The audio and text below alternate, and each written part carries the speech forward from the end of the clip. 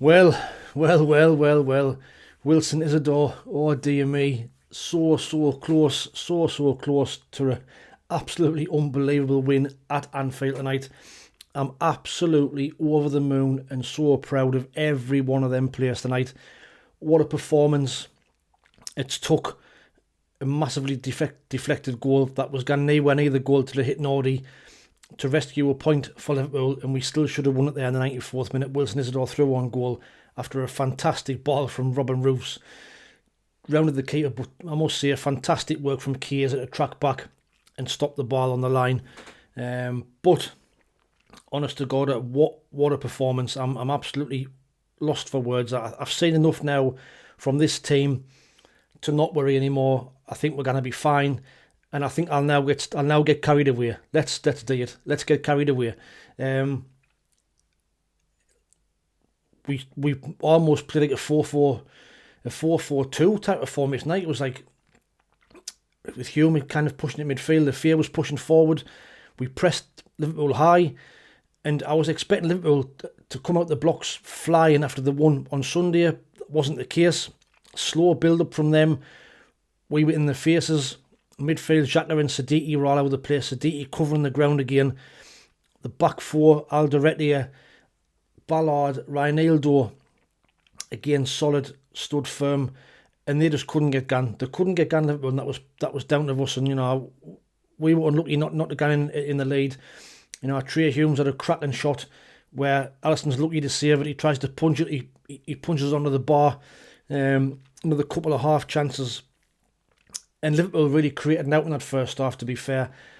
Like I say, it was walking pace for them. Gakpo, Wirtz, Szoboszlai struggled to get in the game. And as the longer the game went on, I would see us nicking something. And to get to half-time 0-0 was a massive achievement. Obviously, they had to make changes. Mo Salah, as you would expect, came on at half-time. But to be fair, it didn't really make much difference. I know that had a lot more pressure in the second half. But I wouldn't say they were hurting us by any stretch of the imagination. And then 67 minutes, there's a sloppy ball out of defence from Liverpool. Talby picks it up. He plays a 1-2, gets it back. He takes the strike. It deflects off Van Dijk's arse into the bottom left-hand corner. And, oh my God, the scenes, in that away end was absolutely bouncing. And, it was going to be another Chelsea. You couldn't write the script, and like you say, this team, they're just full of confidence. They're just absolutely full of confidence. And then, can we get our first win there since 1983? It's on. But then Liverpool got more and more pressure. We bring Guy Trude on for Enzo Lafayette in the 79th minute. Wilson had already come on before that. And Liverpool are pressing. And then they finally get the breakthrough. It's a lucky goal. Work on the right-hand side. Talby gets caught on it a little bit. Maybe he could have been a little bit stronger. But Curtis Jones takes it off him at fast to Wirtz. Wirtz, nice feet in the area. He shot. Looks like it's going to go towards the touchline. Hits Nordy. Wicked deflection. Gans past Robin Roefs. Now you can do about it. It's one of them where it either flies out of the bar or it gans in and it's gone in. It's 1-1 and there's 10 minutes left.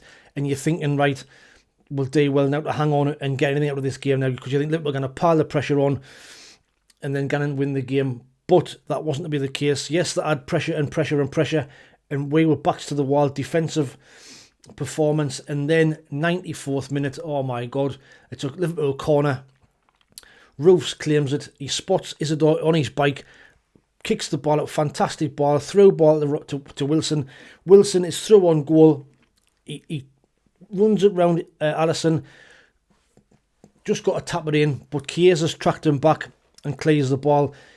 To be fair, when you're one-on-one, you should score, to be fair, but we'll give some credit to Alisson for forcing him wide and for Chiesa for the tracking back. Couldn't be more proud. If you'd said it before the game, you'd get a 1-1 draw. I tipped a 1-1 draw for the game, more in hope than anything else. That's the result of getting fantastic point at the Premier League champions. And like we say, we went toe-to-toe with them, more than matched them with a better side for large parts of the game. And it was also lovely to see 91st minute, Luke O'Nien come on to make his Premier League debut. That's just brilliant. brilliant to see for Luke, and what an achievement. Can now see he's a Premier League player, so buzzing for him. But man of the match, player of the match for me, I'm not going to kind of criticise anybody tonight, apart from, Roof's kicking was a little bit suspect at times, which I was surprised at, but, little minor things. Xhaka, class in midfield, dominated the play, dominated the ball. Everybody to a man, like I say, had a fantastic performance, but I would probably say for me, I don't know, I think Talby had a good game. I thought Reinildo had a good game as well at left back. Nullified their threat at that side. I don't know. I'm going to give it to the whole team. The whole team, man of the match tonight for that. But let me know what your thoughts are in the comments below. We'll now move on to Man City and see what happens there. I will see a little bit of the referee, though. Stuart Atwell, again, I thought was dodgy. These referees, when they're in games with these big teams, massively biased, I think. There's times in the first half where one of their players goes down for an injury, referee stops the player. McAllister on the edge of their box, I think, stops the player. Yet we get one at the other end in the second half and he plays on. Like blatantly biased towards the top six sides, and it's not on. But this is what you've got to expect within the Premier League. And like I say, it's took a massively wicked, deflected shot to rescue a point for them. What a time to be a Sunderland fan. The worrying thing is the Xhaka and Siddiqui situation. Yet again, it's another game now without a booking. So if they get booked now against Man City, they will miss the Mags game. So, a dilemma. What do we do? Do we rest them both? Do we hope for the best? I didn't know. That's a massive call for Regis Lebris. Will they get through a game without making a rash tackle? I hope so. But you never know what can happen in games. Let's just hope nothing major happens at City on Saturday and they get through unscathed and they're both fit for the Mags.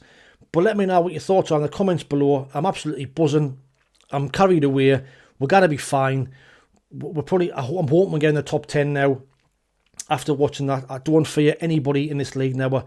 The squad we've got, the belief we've got, even AFCON, we've got enough in the squad for me to now, do something really special this season. But let me know what your thoughts are. Enjoy your night. Watch out for the match preview. I'll do a match preview tomorrow for the Man City game. And, wow. Happy days. Happy days. Happy Sunderland fans.